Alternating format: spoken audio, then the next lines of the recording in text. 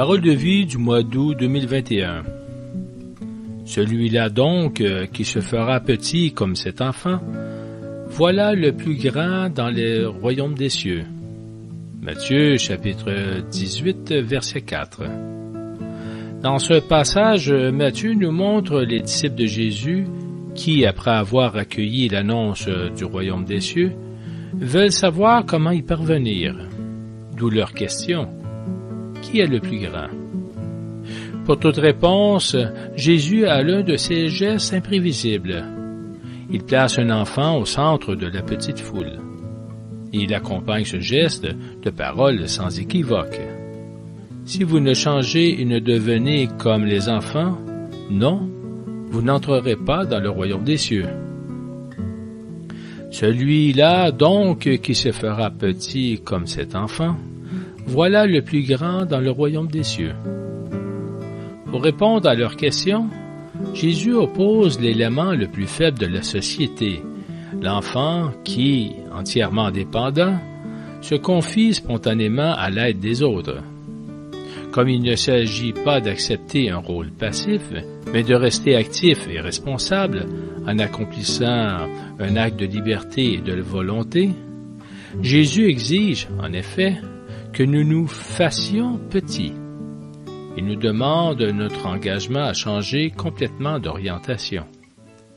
Celui-là donc qui se fera petit comme cet enfant, voilà le plus grand dans le royaume des cieux. Voici comment Chiara Lubich approfondit les caractéristiques de l'enfant évangélique. L'enfant s'abandonne avec confiance à ses parents. Il croit à leur amour. Le chrétien authentique, comme l'enfant, croit à l'amour de Dieu, se jette dans les bras du Père des cieux. Il lui accorde une confiance illimitée. Les enfants dépendent en tout de leurs parents. Nous aussi, enfants évangéliques, nous dépendons en tout du Père. Il sait ce dont nous avons besoin, avant même que nous ne lui demandions. Il nous le donne. Le royaume de Dieu n'est pas à conquérir, mais à accueillir, comme un don du Père. Chiara souligne aussi combien l'enfant compte totalement sur son Père et apprend tout de lui. De même, l'enfant évangélique confie tout à la miséricorde de Dieu et, oubliant le passé, commence chaque jour une vie nouvelle, prêt à écouter les suggestions de l'Esprit Saint, toujours créatif. L'enfant ne peut pas apprendre à parler tout seul.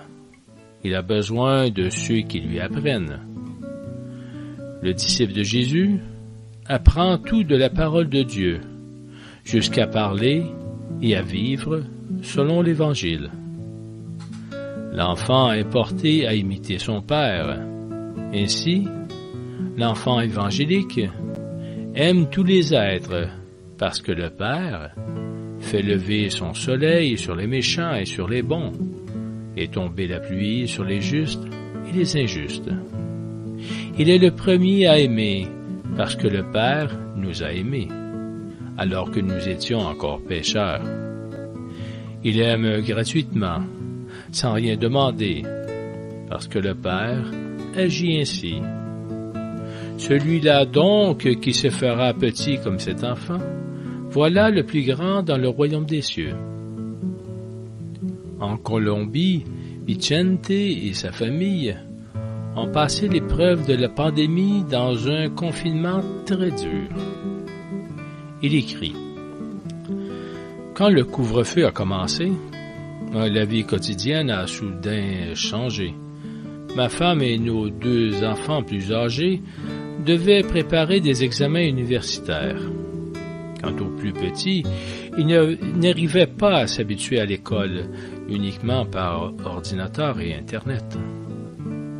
Personne à la maison n'avait le temps de s'occuper des autres.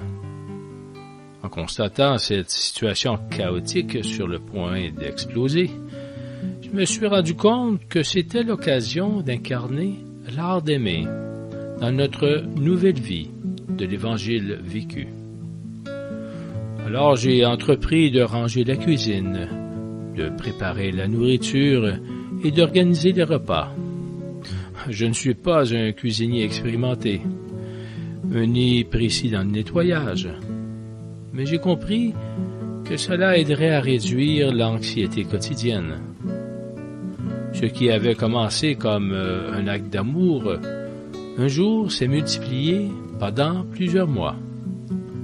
Puis, quand les autres membres de la famille ont terminé leurs engagements, chacun d'eux s'est également occupé du nettoyage, du rangement des vêtements ou de la maison. Vraiment, ensemble, nous avons vu que les paroles de l'Évangile y sont vraies et que l'amour créatif suggère comment mettre tout le reste en ordre.